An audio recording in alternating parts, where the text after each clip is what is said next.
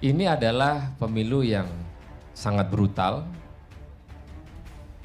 yang gak jadi dipastikan orang yang pertama adalah gak punya duit.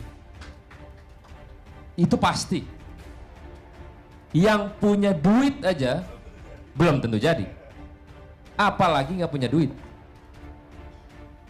Tapi karena kita mengajarkan semua dengan pragmatis, masyarakat itu angka yang kalau dibilang money politik tadi Pak Pinege, seyogianya kita ini ngelihat tapi nggak bisa berkata-kata. Saya sebagai politisi pelakunya juga. Jangan dibilang oh saya anti money politik, bohong. Hati-hati Mas. Pasti ada Bawaslu, ini pengakuan. Kenapa? Kalau tanpa adanya duit, emang masyarakat kita idealismenya tinggi? No way. Mau sepinter apa kita? Emang dia tahu kepinteran kita di DPR? Gak tahu dia. Rezeki Allah yang ngatur, ikhtiar Anda yang lakukan. Nasib suara masyarakat di tengah tingginya biaya politik dan praktik money politik. Pemilihan calon wakil rakyat di Indonesia seringkali hanya terbatas pada orang kaya atau terkenal karena tingginya biaya politik dan praktik money politik.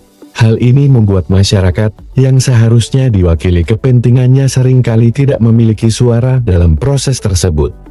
Apakah praktik ini akan terus terjadi pada masa yang akan datang, dan apa dampaknya terhadap nasib masyarakat?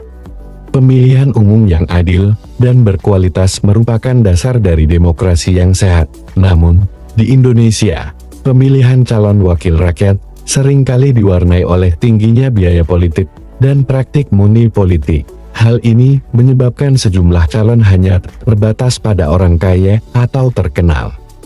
Sementara suara masyarakat terabaikan dan tidak diwakili sepenuhnya. Mengapa hanya orang kaya atau terkenal yang bisa maju menjadi calon wakil rakyat di Indonesia? Salah satu penyebabnya adalah tingginya biaya politik. Dalam beberapa pemilihan, calon harus mengeluarkan biaya ratusan hingga miliaran rupiah hanya untuk mendapatkan dukungan dari partai politik atau membangun jaringan kampanye. Hal ini tentu saja sulit untuk dicapai oleh masyarakat biasa yang tingkat ekonominya terbatas. Di sisi lain, praktik money politik juga masih menjadi masalah timbul dalam pemilihan calon wakil rakyat. Banyak calon dipilih berdasarkan kemampuannya mengeluarkan uang untuk membayar para pendukung dan petugas kampanye, padahal kemampuan finansial tidak bisa menjadi satu-satunya kriteria dalam menentukan calon terbaik. Akibatnya, calon yang dipilih seringkali tidak mewakili suara dan kepentingan masyarakat. Kondisi ini semakin memperparah ketika idealisme masyarakat semakin tergerus di tengah kondisi ekonomi yang sulit dan biaya hidup yang semakin tinggi. Banyak orang berpikir pragmatis dan memilih calon yang dianggap memiliki kekuatan finansial yang cukup untuk memenuhi kebutuhan mereka di kemudian hari. Akibatnya, mereka tidak lagi mempertimbangkan track record calon, apalagi program kerjanya. Dalam jangka panjang, praktik mengesankan ini dapat berimbas negatif pada nasib masyarakat. Dalam jangka pendek, terpilihnya calon yang terbeli tidak saja mengabaikan suara masyarakat, tetapi juga merusak demokrasi yang sebenarnya. Jangka panjangnya, calon yang terpilih mungkin tidak memiliki kepedulian terhadap kepentingan rakyat, karena kepentingan mereka hanyalah mengejar imbal hasil atas biaya politik yang telah dikeluarkan. Praktik tingginya biaya politik dan money politik dalam pemilihan calon wakil rakyat seharusnya menjadi perhatian bersama. Untuk menjaga demokrasi yang sehat, diperlukan tindakan perbaikan dan perubahan arus pikir masyarakat, serta aparatur yang bertanggung jawab atas proses tersebut. Hanya dengan cara itulah, suara masyarakat yang seharusnya didengar dan dimiliki punya hak sebagai warga negara, bisa diwakilkan oleh para calon wakil rakyat yang sebenarnya memang mewakili aspirasi mereka. Meskipun tingginya biaya politik dan praktik money politik dalam pemilihan calon wakil rakyat di Indonesia telah menjadi masalah yang memprihatinkan, terdapat beberapa solusi yang bisa dilakukan untuk mengatasi masalah tersebut.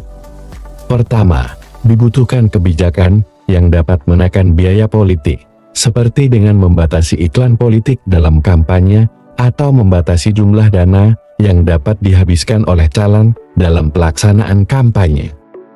Kedua, reformasi politik juga harus dilakukan dengan menekan atau bahkan memberantas praktik money politik.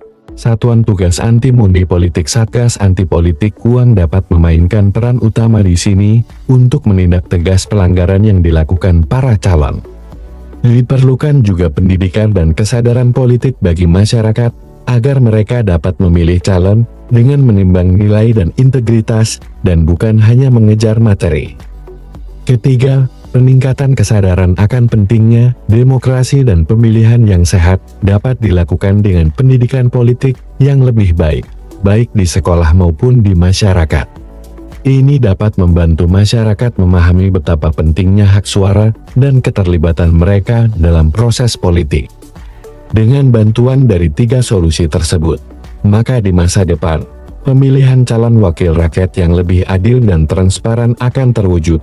Seluruh masyarakat Indonesia akan memiliki hak suara yang sama dan hak untuk diwakilkan oleh para pemimpin yang berkualitas dan berintegritas.